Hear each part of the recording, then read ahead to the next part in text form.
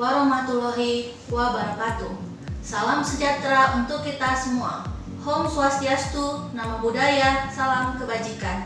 Halo Bapak Ibu Asesor, rekan-rekan dosen, dan tak lupa yang saya sayangi, anak-anak kami mahasiswa sekalian. Perkenalkan, nama saya Herna Febrianti Sianipar, SSI, MSI. Latar belakang pendidikan saya S1 dari program studi biologi Universitas Negeri Medan, S2 dari Magister Biologi Universitas Sumatera Utara. Saat ini saya bekerja sebagai dosen tetap di Universitas HKBP Nomensen Pematang Siantar, program studi Manajemen Pengolahan Sumber Daya Perairan. Jabatan fungsional saya Lektor 3C. Sekarang saya akan menceritakan pernyataan diri dosen dalam unjuk kerja Tridharma Perguruan Tinggi di bidang pengajaran. Salah satu mata kuliah yang saya ampuh adalah Biologi Umum dengan bobot 3 SKS dengan kode mata kuliah TP 0531. Mata kuliah ini diajarkan pada semester 1 di program studi Manajemen Pengolahan Sumber Daya Perairan.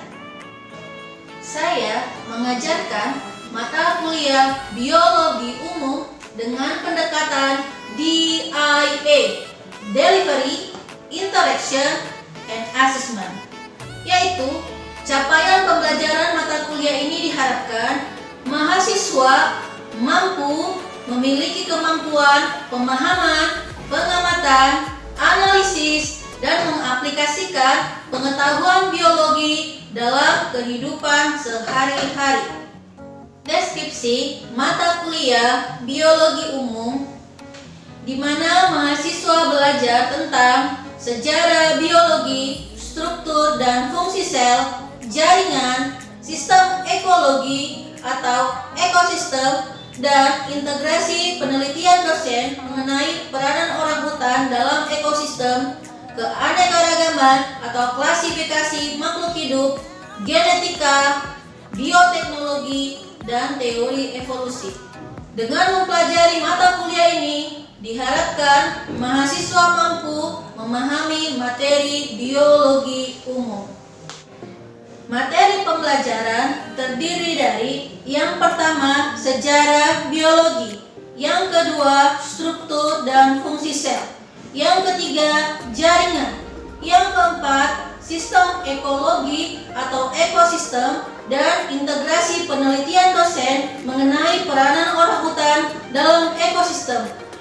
Berikutnya yang kelima, keanekaragaman atau klasifikasi makhluk hidup.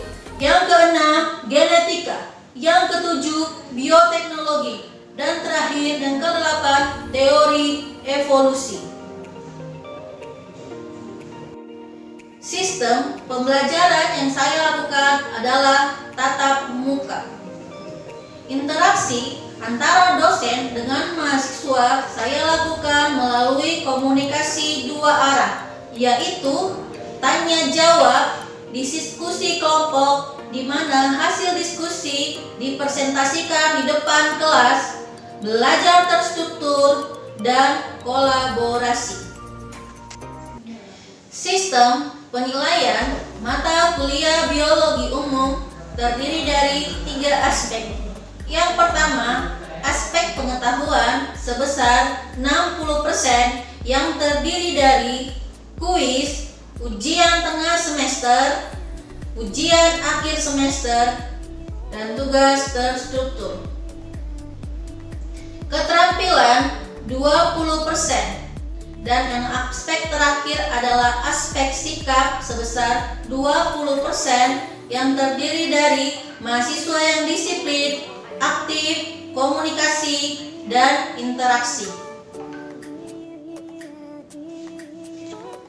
Kategori penilaian.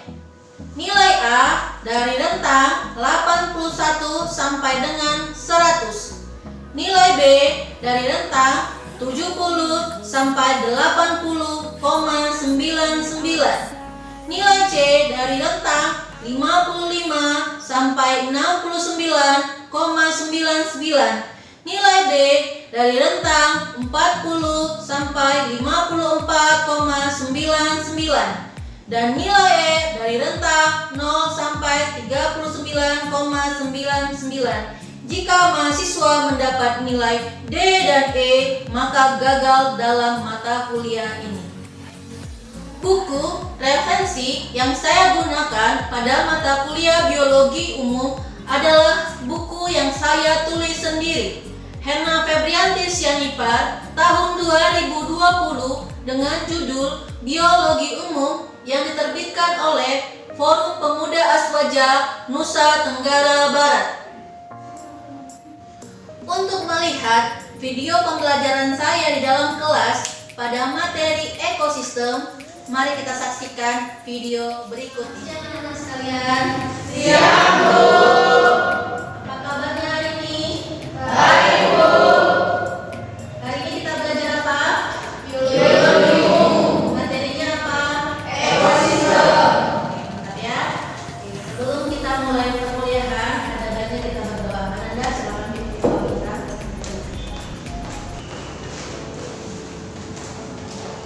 Sebelum memulai pelajaran, ada baiknya kita berdoa menurut agama dan kepercayaan kita masing-masing. Doa dimulai. Raditu billahi robba wa bil islami dina wa bi Muhammadin nabiyya wa rasulullah. Rabbi ujidni ilma wa jurna fahma wa amalan sholihah. Amin amin wa alhamdulillahi rabbil alamin. Oke. Hari ini adalah pertemuan kita yang ke-6 ya. Jadi seperti biasa, kira-kira siapa tadi malam yang sudah bersiapkan belajar dari buku yang sudah Ibu berikan? Coba angkat tangannya. Oke, Tracy, apa yang sudah mempelajari? Ekosistem. Ekosistem adalah hubungan timbal balik antara biotik dan abiotik. Lalu apa lagi yang mau mempelajari? Oke, cuma sampai di situ. Ya, jadi karena mau sampai di sini materi yang dipersiapkan, jadi gua akan tambahin ya. Jadi anak-anak kami semuanya perhatikan ke depan apa yang Ibu sampaikan, karena tujuan pembelajaran hari ini adalah mahasiswa harus memahami konsep ekosistem, ya, konsep ekosistem dan bagaimana integrasi penelitian Ibu tentang media orang tata laut. Ya, kita mulai materinya. Jadi kita belajar dulu apa itu ekosistem, ya. Ekosistem itu merupakan hubungan timbal balik antara faktor biotik dengan abiotik. Kemudian ilmu yang mempelajari ekosistem itu namanya ekologi. Jadi kalau dikatakan ekologi itu ilmu yang mempelajari tentang ekosistem. Jadi ada banyak ilmu ekologi, ada ekologi perairan, ada ekologi tumbuhan, ekologi hewan, dan ekologi serangga. Dikatakan dia ekologi perairan, ilmu yang mempelajari hubungan timbal balik antara faktor biotik dengan abiotik pada lingkungan perairan. Terus selanjutnya ekologi tumbuhan, hubungan timbal balik antara faktor biotik dan abiotik pada tumbuhan. Lanjut dengan hewan dan serangga. Sampai sini paham? Oke, kita lanjut. Dikatakan dia faktor biotik itu adalah makhluk hidup. Jadi yang hidup. Apa aja contoh makhluk hidup? Ada hewan, tumbuhan, mikroba. Mikroba ini jenisnya juga masih bermacam-macam. Ada bakteri, jamur, protozoa. Lalu faktor abiotik, namanya juga abiotik, tidak biohidup. Jadi tidak hidup atau bukan makhluk hidup. Contohnya apa? Air, cahaya, tanah, udara, suhu, angin, dan lain-lain sebagainya. Jadi ini adalah contoh-contoh dari faktor biotik dan abiotik. Kita lanjut ya. Oke, semua wujud abiotik ini ya, dia dalam bentuk materi dan energi dalam ekosistem. Jadi bentuknya ini materi dan energi. Materi dan energi ini yang ada pada abiotik itu akan mempengaruhi kehidupan komponen biotik. Hal ini terlihat dalam sistem rantai makanan yang terdiri atas produsen, konsumen, dan pengurai.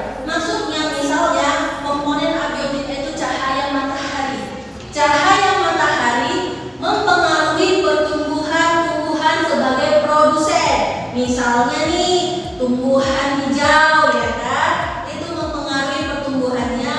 Nanti tumbuhan itu akan dimakan oleh konsumen tingkat pertama. Misalnya tumbuhan itu padi, padi dimakan tikus, tikus dimakan ular, ular dimakan elang, elang mati nanti diuraikan oleh mikroba. Seperti itulah maksud dari bagaimana bentuk materi dan energi. Paham ya?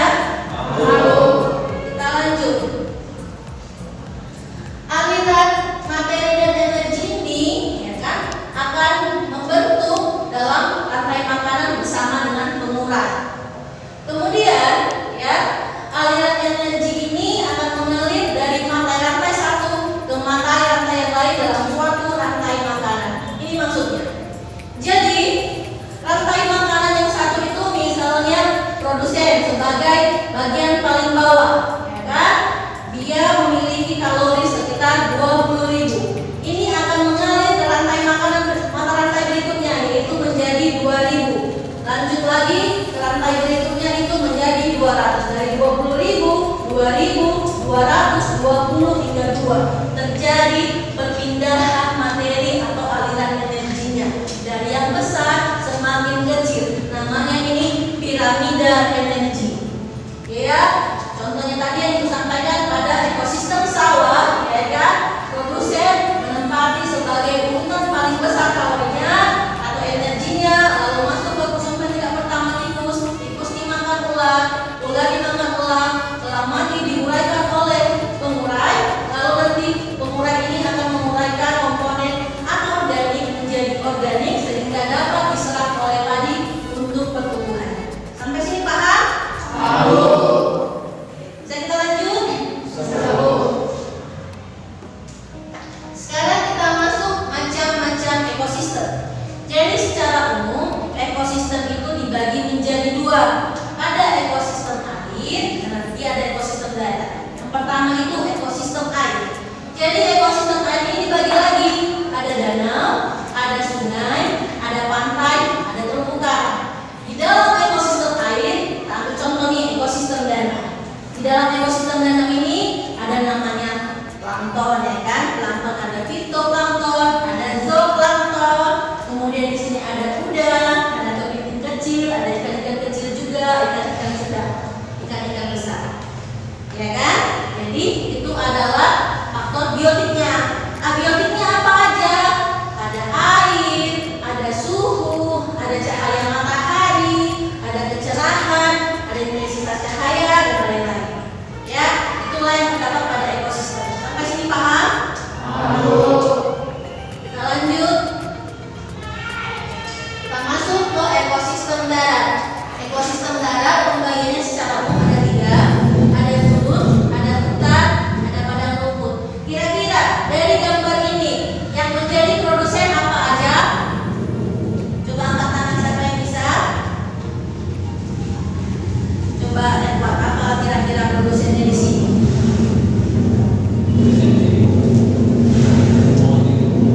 Pohon. Lalu apa lagi kira-kira bilang? Sebagai produsen. Ada apa ini? Ada rumput. Jadi produsen di sini ada pohon dan juga rumput. Lalu yang masuk konsumen tingkat pertama ada apa aja? Ada gajah. Lalu ada zebra. Oke, masuk konsumen tingkat berikutnya tingkat 2 adalah ceta. Oke, ceta nanti diuraikan oleh pengurai lalu dimanfaatkan lagi oleh tumbuhan untuk pertumbuhannya. Sampai sini paham ya?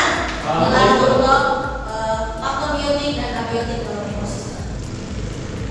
Next, selanjutnya Ibu akan sampaikan integrasi penelitian. Jadi Ibu melakukan penelitian tentang orang hutan tapanuli itu di hutan Batang Toru, ya kan? Kenapa harus orang hutan tapanuli? Karena orang hutan itu adalah umbrella species, artinya dia itu penyeimbang ekosistem yang ada di dalam hutan. Bagaimana cara orang hutan menyeimbangkan ekosistem yang ada di hutan? Itu melalui pakannya. Pakannya itu melalui pohon buah. Misalnya pakannya itu ada jambu, rambutan, durian, dan lain-lain. Ini dimakan orang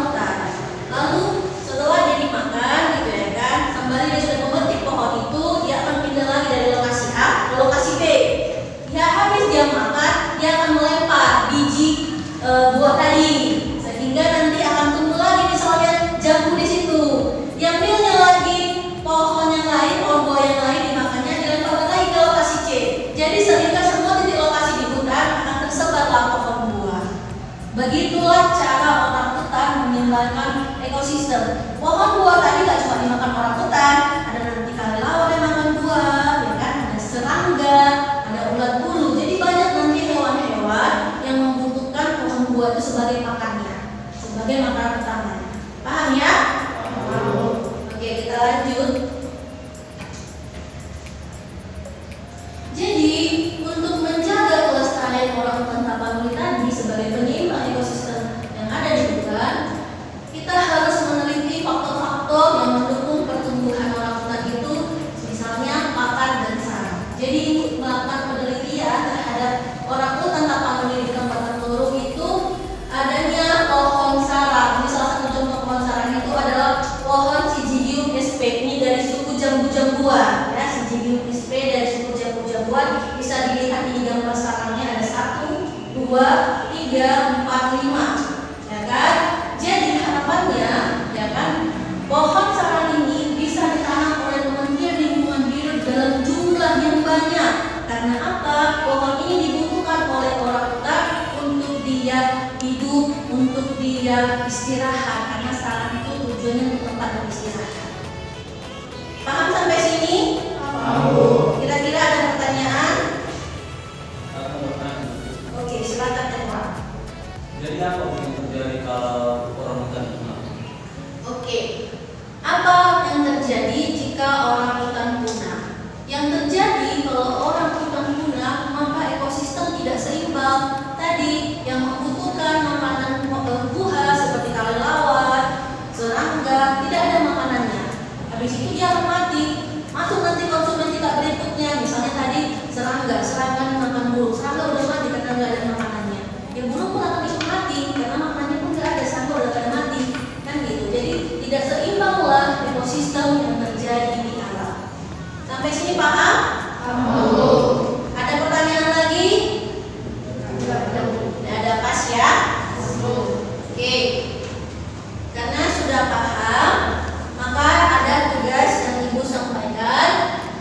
Tugasnya adalah bentuklah kelompok yang terdiri dari 4 orang atau 3 orang. Lalu pilihlah salah satu ekosistem yang ada di sekitar kampus kita, kampus Universitas HKBP Indonesia Kecamatan Siantar. Oke, pilih satu ekosistemnya. Lalu jelaskan dari ekosistem itu mana faktor biotiknya, mana faktor abiotik, serta rantai makanan. Setelah itu presentasikanlah di depan. Ibu kasih waktunya sekitar 10 menit. Bisa ya? Kelompoknya sesuai dengan urutan bambu saja. Bisa ya, Nak? Bisa, Bu. Oke, Ibu kasih, silakan untuk membicarakan.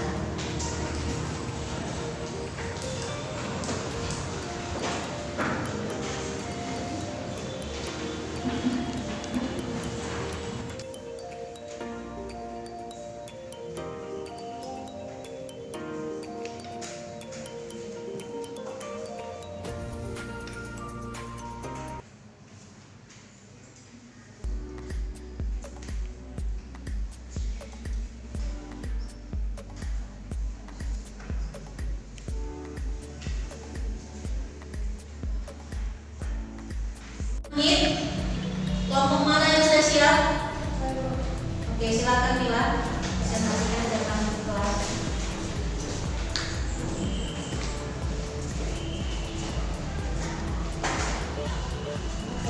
Selamat siang teman semua. Siap.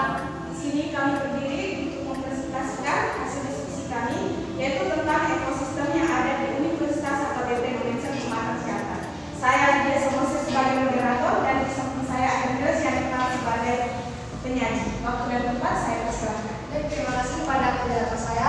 Di sini kami akan menjelaskan tentang ekosistem yang ada di Universitas HKBP Indonesia Kecamatan Siantar, tepatnya air parit.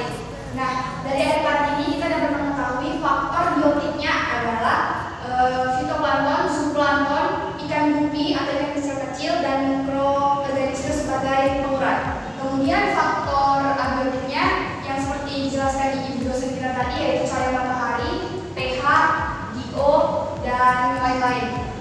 Kemudian bagaimana cara rantai makanannya? Rantai makanan itu dimulai dari sinar matahari, karena sinar matahari itu mempengaruhi fitoplankton. Fitoplankton itu adalah jenis tumbuhan.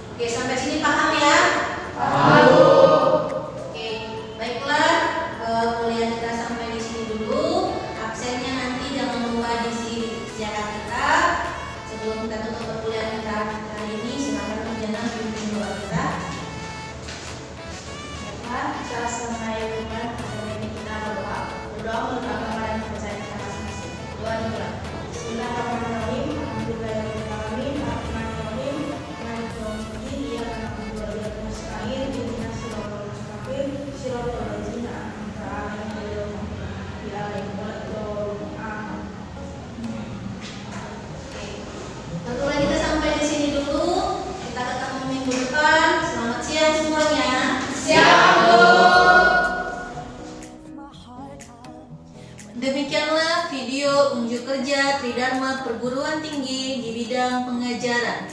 Jika ada kesalahan dan kekurangan, saya mohon maaf. Semoga video ini bermanfaat. Akhir kata saya ucapkan terima kasih.